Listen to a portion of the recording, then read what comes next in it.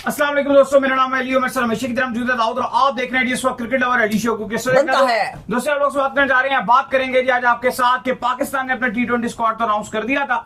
अब क्या होने जा रही है पाकिस्तान की पहले T20 के लिए प्लेइंग 11। सबकी नजरें जो है T20 के ऊपर मरकूज है, क्योंकि फखर जमान को बाहर कर दिया गया, रिजर्व में बाबर आजम को लाया गया कि बाबर आजम से ओपनिंग कराई जाएगी या साइम अयूब से ओपनिंग कराई जाएगी, क्या डिटेल बनेगी जरा गुफ्तगू करेंगे। शान मसूद को एक नया ओहदा दे दिया गया, मतलब करंट क्रिकेटर को एक नया ओहदा दे दिया गया है। पहली बारी मैं देख रहा हूँ कि करंट खेलता हुआ क्रिकेटर एक नए ओहदे पर आ गया पीसीबी में। ये क्या कहानी है वो भी आपको बताएंगे। तो अगर आप हमारे चैनल पर पहली बार आए चैनल को अभी सब्सक्राइब करें और साथ ही बात का खास करते हैं नमोर खबर के साथ जो हमारे पास आ रही है। तो दाऊद साहब, पाकिस्तान और साउथ अफ्रीका के दरमियान जो है T20 सीरीज का सिलसिला जो शुरू हो रहा है। 28 अक्टूबर को जो है पहला मैच खेला जाना है और ये पहला मैच जो है पिंडी में शेड्यूल है। तो क्या प्लेइंग 11 होने जा रही है? देखिए, प्लेइंग 11 में काफी सारी तब्दीलियां हैं, क्योंकि अगर आप आखिरी अपना T20 मैच देखो तो आपने भारत के अगेंस्ट खेला था और वो था एशिया कप 2025 का फाइनल। हार हुई थी, अच्छी पाकिस्तान ने फाइट की थी। उस स्क्वाड से और इस स्क्वाड में चूंकि बहुत ज्यादा तब्दीलियां हो चुकी हैं, नसीम शाह, बाबर आजम आ गए हैं, सुफियान मुकीम को बाहर कर दिया गया है, फिर आपके हुसैन तलत को बाहर कर दिया गया है, विकेट कीपर मोहम्मद हारिस को ड्रॉप कर दिया गया। ये वो बड़ी तब्दीलियां, कम से कम 4 तब्दीलियां जो पाकिस्तान अपनी 11 में तब्दीली करने जा रहा है। ऑलमोस्ट अगर आप देखो तो मुझे लगता है कि 99% तो प्लेइंग 11 यही होने वाली है जो भी हम बात कर रहे हैं। एक आध स्लॉट की थोड़ी सी चीज रहेगी कि अगर वो प्लान उनको दूसरा चाहिए होगा तो उसमें तब्दीली करेंगे। अब दूसरी तरफ अगर बात करें तो आज साउथ अफ्रीका पाकिस्तान पहुंच गई। साउथ अफ्रीका के ऊपर थोड़ी सी बात की जा रही है क्योंकि जो T20 के कप्तान थे डेविड मिलर वो इस टीम में नहीं है, तो फेरेरा कप्तानी करेंगे। थोड़े से ऐसे नाम है 2-3 जो T20 में मिस नजर आ रहे हैं। अलबत्ता हाँ, परफॉर्मर सारे हैं बड़े। शायद आप बोलोगे 2-4 स्टार्स मिस कर रहे हैं, जैसे रबाडा नहीं है, जेंसन नहीं है, क्वाड्जी नहीं है। ये 2-4 ऐसे नाम है जिनको आप बोल सकते हो, लेकिन उसके अलावा जैसे क्विंटन डिकॉक रिटायरमेंट के बाद वापसी कर रहे हैं, वो एक अच्छा नाम है। इवन हफीज ने भी कहा यार ये बड़े बड़े जो नाम है साउथ अफ्रीका के वो इस T20 में मिस नजर आ रहे हैं। जब ये बाकी दौरे करते हैं तो वहां पर तो नजर आते हैं, लेकिन हमारी भी रेपुटेशन ऐसी है कि जब कोई छोटी टीम आती है तो हम उसके आगे जो बड़ी टीम आती है और वो अपनी छोटी टीम भेज देती है तो हम थोड़ा सा फंसते हैं। अब अली साहब, जो 28 तारीख को आपका पहला मैच खेला जाना है, ऑलरेडी पाकिस्तान क्रिकेट बोर्ड ऐलान कर चुका है कि वो पिंक शर्ट में खेला जाएगा। आपको पता है ब्रेस्ट कैंसर को के लिए आगाही के लिए। अब पहले T20 में यह बात तो कंफर्म हो गई है कि पाकिस्तान की ओपनिंग जोड़ी तब्दील होने जा रही है। अभी तक की जो अपडेट है वो ये है कि साहिबजादा फरहान तो कंफर्म्ड ओपनर है, दूसरा ओपनर आपने उतारना है और वो है एक साइम अयूब, या फिर आपके पास ऑप्शन है बाबर आजम। जरा ये बता रहे हैं कि बाबर आजम को ओपनिंग जोड़ी में उतारा जाएगा। वो कम बैक भी कर रहे हैं और टीम मैनेजमेंट भी चाहती है कि उनको फरहान के साथ ओपनिंग कराई जाए। लेकिन यहाँ पर एक थोड़ा सा मसला दाऊद साहब ये भी आ जाता है ना, जब फखर जमान थे साहिबजादा फरहान के साथ, तो हमने देखा था कि जब साहिबजादा फरहान क्योंकि शुरू में थोड़ा सा डिफेंसिव हो जाते हैं तो फखर जमान उनको कवर कर जाते थे। अगर वही वाला मसला इनके साथ भी शुरू हो गया कि बाबर और ये दोनों मिलकर जो है दोनों डिफेंसिव खेलना शुरू कर दे तो फिर तो बाबर रिजवान वाला हिसाब हो जाएगा। नहीं, बिल्कुल वो बात है, लेकिन थोड़ा सा एक फर्क इतना है फरहान में कि वो जब थोड़ा सा सेटल हो जाते हैं वो बड़े शॉट्स खेलते हैं, घबराते नहीं है। ये एक फर्क है। उनको कवर कर रहे थे पहली बॉल, लेकिन ऑब्वियसली बात है कि फरहान का स्टाइल नेचुरल ऐसा स्टाइल नहीं कि बहुत बड़े हार्ड हिटर हो। इवन उन्होंने तब्दीली लाई है अभी जो आपको थोड़े से वो एग्रेसिव नजर आते हैं। बेस्ट ओडीआई के प्लेयर है। बिल्कुल एग्जैक्टली, वो ओडीआई के ज्यादा बेहतर प्लेयर है क्योंकि यहाँ लंबा टाइम होता है आपके पास तो वो अच्छा कर जाते हैं। लेकिन फिलहाल ये इसी वजह से जो पाकिस्तान क्रिकेट बोर्ड है वो और मैनेजमेंट ये सोच रही है कि जो हमने पिचेस बनानी है वो स्लो बनानी है। अभी जैसे अभी पिंडी की पिच थी, अभी आपकी टेस्ट में जो इस्तेमाल हुई थी, कहा जा रहा है कि वही पिच को इस्तेमाल किया जाएगा। वो थोड़ी सी स्लो भी है, बहुत ज्यादा फ्लैट विकेट नहीं होगा, वो विकेट इस्तेमाल किया जाएगा। लेकिन चूंकि हाँ रात को मैच होगा, शाम को मैच है, ये सुबह तो है नहीं, तो ड्यू जरूर आएगा, तो उस लिहाज से कंडीशन थोड़ी सी बैटिंग फ्रेंडली की तरफ फिर भी जाएंगी, क्योंकि इतना स्पिन हो नहीं पाएगा क्योंकि रात को गीला हो जाता है, सर्दियां इस टाइम पिंडी में है, थोड़ा सा ड्यू आएगा। तो स्टिल जितनी भी ये कोशिश कर रहे हैं आप कह लो कि फ्लैट विकेट ना बनाने की, लेकिन उसके बाद स्पिन बनाने की कोशिश कर रहे हैं, लेकिन फिर भी मुझे लग रहा है कि कंडीशंस ने फिर भी फ्लैट की तरफ होना है। हाँ, शायद थोड़ा बहुत स्पिन को हेल्प मिल जाए अगर इन्होंने बहुत ज्यादा कंडीशंस को ड्राई करने, पिच को ड्राई करने की कोशिश की, लेकिन जो आउटफील्ड है वो आपको वेट मिलनी है। क्योंकि अभी हमारा भी मैच था, हम भी खेलते रहे, गीली थी, इतना गीला हो रहा था कि इवन बॉल जब जा रही होती थी फील्डर के पास ऐसा लग रहा था पानी छोड़ती हुई जा रही है बॉल। हर बॉल से पहले जो है उसको सुखाना पड़ता। हाँ, इतना ज्यादा आप कह लो कि ड्यू था, और ड्यू तो छोड़ो, ऐसा लग रहा था ग्राउंड में किसी ने पूरा गीले बारिश हुई हुई, ऐसा माहौल बना हुआ था। खैर अली साहब, जो आपकी ओपनिंग जोड़ी है वो आपकी साहिबजादा फरहान और बाबर आजम की है। नंबर 3 पे अब ना इस पर 2 सोचें रखी जा रही हैं। एक तो ये सोच रखी जा रही है, क्योंकि जब साइम अयूब को स्क्वाड में भी रखा गया तो ये रखा गया था कि उनके लिए गारंटेड स्पॉट नहीं है, कि ये नहीं है कि हम साइम अयूब को लाजमी खिलाएंगे। हाँ, उनको एक एज जरूर सिर्फ इसलिए मिला है, वरना वो भी ड्रॉप होते खुदिल शाह और हुसैन तलत के साथ, लेकिन वो इसलिए उनको मौका मिला गया क्योंकि वो बॉलिंग में अच्छी कर रहे थे और T20 में नंबर 1 ऑलराउंडर है। तो कप्तान और कोच चाहते थे कि नहीं ठीक है, कॉन्फिडेंस नहीं है, लेकिन हमें साइम पे पूरा भरोसा है कि वो करके दिखाएंगे। है इसमें। हाँ, तो एक तो सोच ये है कि साइम अयूब को पहले एक आध मैच में बाहर बिठाया जाए और बाद में उनको चांस दिया जाए। तो अगर तो उनको नहीं मिलता, वो भी बात करते हैं कि अगर उनको खिलाया जाएगा तो फिर क्या होगा, और अगर उनको नहीं खिलाया जाता तो फिर क्या होगा। लेट्स सपोज अगर जो पहली प्लेइंग 11 है जिसमें उनको नहीं खिलाया जाता, क्योंकि आगा भी बहुत ज्यादा बात कर रहे थे कि मैं नंबर 3 की स्लॉट संभालूंगा, उस सिनेरियो में आपके साइम अयूब की फिर जगह नहीं बनेगी 11 में, फिर बाबर और आपके साहिबजादा फरहान ओपन कर लेंगे। नंबर 3 पे आपके कप्तान सलमान अली आगा आ जाएंगे। फिर नंबर 4 पे आपके विकेट कीपर मोहम्मद उस्मान खान जो है उनको चांस मिला है, और अब आपने मोहम्मद हारिस को बाहर कर दिया, तो नंबर 4 की स्लॉट पे फिर उस्मान खान को खिलाया जाएगा कि जी फ्लैट विकेट्स पे और स्पिन कंडीशन पे अच्छा ये खेल भी लेते हैं, तो उनको खिलाया, स्क्वाड में भी रखा, सारे वो मैच खेलेंगे। 4 पे उस्मान खान आ जाएंगे, 5 पे फिर आपके हसन नवाज को मौका मिलेगा, और 6 पे आपके अब्दुल समद प्लेइंग 11 का पार्ट होंगे। अब इस सूरत में नंबर 7 पे आपके मोहम्मद नवाज आएंगे, नंबर 8 पे आपके फहीम अशरफ को ही मौका मिलेगा, और फहीम अशरफ ऐसा लगता है कि उनके पास पर्ची नहीं, इतना बड़ा पर्चा है किसी का, वो नहीं ड्रॉप होते। चलो मैं कहता हूं ठीक है, बहुत ही अच्छे प्लेयर हैं, लेकिन अगर आप बाकियों को भी तो रोटेशन पे करते हो, तो उनको भी किसी दिन रोटेशन करके वसीम जूनियर को खिला लो, जब स्क्वाड में रखा है तो उनको भी चांस दे दो। लेकिन नहीं भाई, वो कहते हैं जी फहीम अशरफ बैटिंग में थोड़ा सा मैच देते हैं और पता नहीं क्या क्या, फहीम अशरफ हमें क्या देते हैं, वो फहीम अशरफ हमारे लिए वही ठीक है, तो फहीम अशरफ आ जाएंगे। इसके बाद आपकी 3 स्लॉट्स हैं जिनमें आपने एक स्पिनर खिलाना है और 2 फास्ट बॉलर खिलाने हैं। 2 फास्ट बॉलर्स लगभग कंफर्म्ड है आपके, एक आपके जो ओडीआई के कप्तान है शाहीन शाह आफरीदी, और दूसरा आपके नसीम शाह जो अपना कम बैक कर रहे हैं, वो आएंगे। और नसीम शाह की समझ नहीं आई थी कि उसको बाहर क्यों किया, फिर उसकी ये भी समझ नहीं आई कि उसको कम बैक क्यों कराया।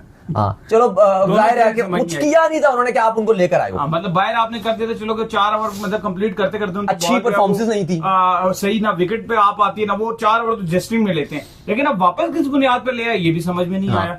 फखर जमान को आपने जो है वो रिजर्व में क्यों डाल दिया वो भी समझ में नहीं आया, और साइम अयूब को कंटिन्यू कर लिया, मतलब फखर जमान को बाहर कर दिया जो रन कर रहा था खप्पा, और जो रन नहीं कर रहा था उसको कंटिन्यू कर लिया, ये भी समझ नहीं आया। बिल्कुल ऐसा ही है। और फिर आपका जो 11वां वो स्पिनर होगा, और कहा जा रहा है कि उस्मान तारिक को डेब्यू करवाया जाएगा, साउथ अफ्रीका और पाकिस्तान के पहले मैच में उनको डेब्यू करने का मौका मिलेगा। तो नंबर पाकिस्तान को अपने स्पिनर्स को जो है यहाँ पर बड़ा इंपॉर्टेंट रोल रहेगा इब्रार का और इनका, क्योंकि पाकिस्तान की जो खबरें आ रही है वो ये भी आ रही है कि पाकिस्तान स्पिन ट्रैक बनाने का सोच रहा है, लाइक बांग्लादेश जैसे स्पिन बनाता है, क्योंकि पाकिस्तान ने आगे जाकर श्रीलंका में वर्ल्ड कप खेलना और वहां पर उनको स्पिन का चैलेंज दरपेश होगा, तो ये दोनों आपके लिए बड़े हुक्म के इक्के हैं। बिल्कुल, तो उस्मान तारिक को खिलाया जाएगा। लेकिन अब सिनेरियो है सिनेरियो 2, ये तो आपको पहला सिनेरियो बता दिया। अगर तो अब ये है कि अगर साइम अयूब को बीच में बाहर बिठाया जाता है, लेकिन अगर साइम अयूब को बीच में खिलाया जाता है तो फिर आपके फरहान और बाबर से चलो ओपनिंग करा दी, मे भी ये भी हो सकता है कि अगर उनको दोबारा थोड़ा सा आप पुश करने के लिए साइम को ओपन करा के बाबर को भी 3 पे खिला सकते हो, वो भी मुझे खास कोई इतनी बुराई नहीं है अगर आप ये करना चाहो। लेकिन